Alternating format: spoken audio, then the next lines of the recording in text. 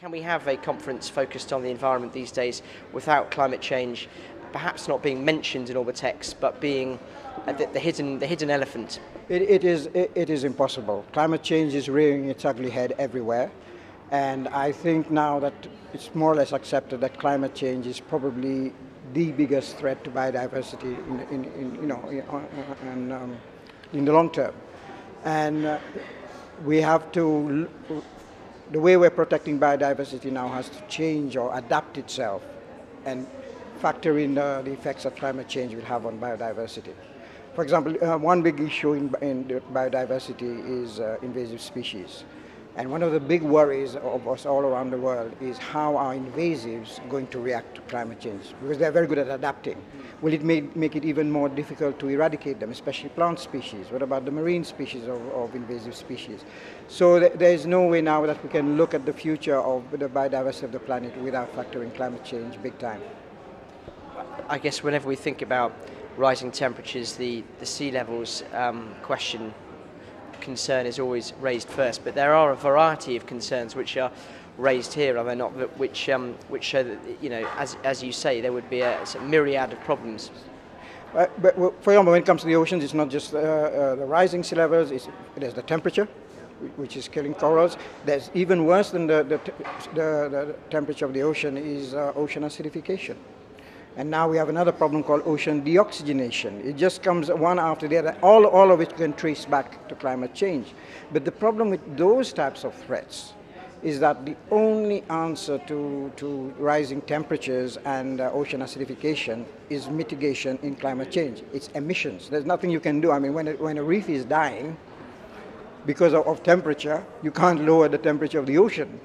We have to do it through the climate change negotiation. This is why the two are interlinked. This is why I think the two conventions should be talking to each other. These Rio Conventions, desertification, for example, and biodiversity and climate change. You mentioned a point which I guess some may have, well, a lot of people have mentioned over the past week. They're perhaps not talking to each other enough. Should there be more cooperation, particularly given this? So much focus here is on climate adaptation.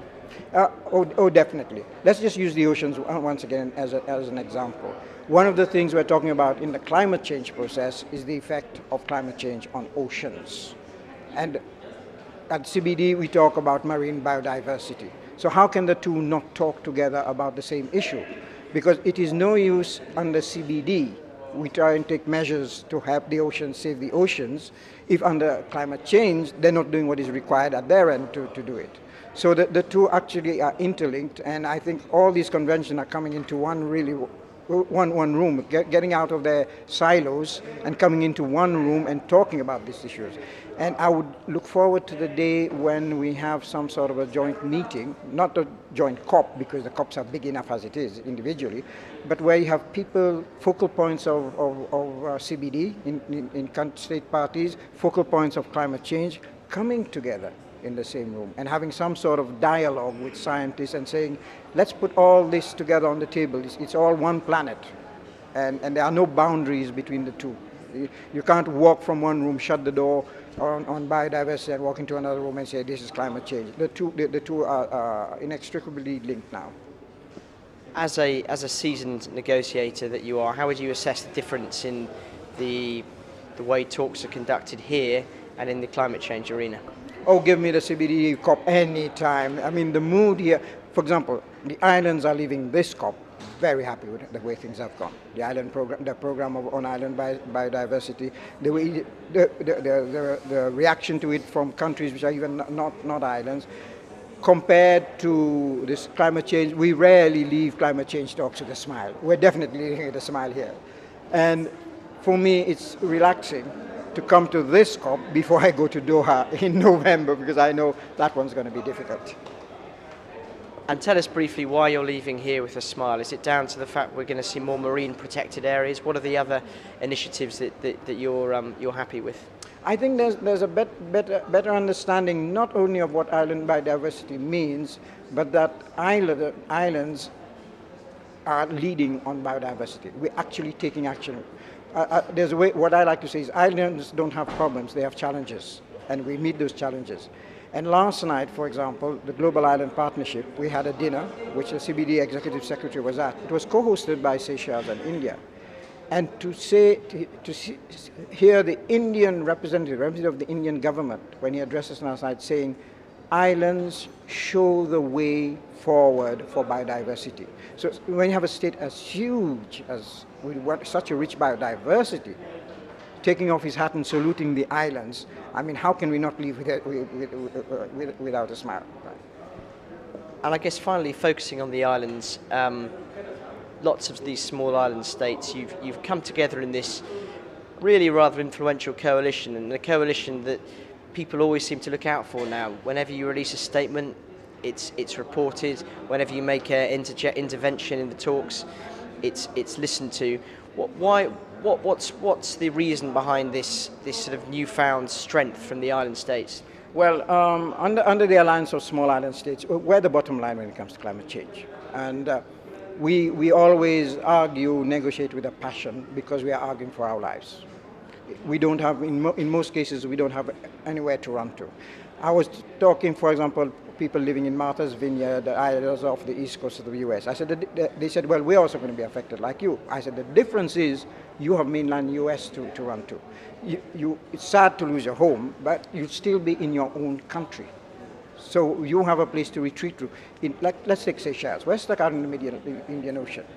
If we were to be submerged, we would have to relocate to India or Africa or the Gulf. There's nothing wrong with those countries, but that's not home. So it gives us an added passion. Secondly, people it's generally accepted, the general wisdom is that islands are the moral conscience of the climate change negotiations. And we are known to be very, very tough negotiators. And one thing we say, when we're talking of saving countries from climate change, if you save the islands, you save everybody else. Because you save Bangladesh, which is a low line, you save the Nile Delta.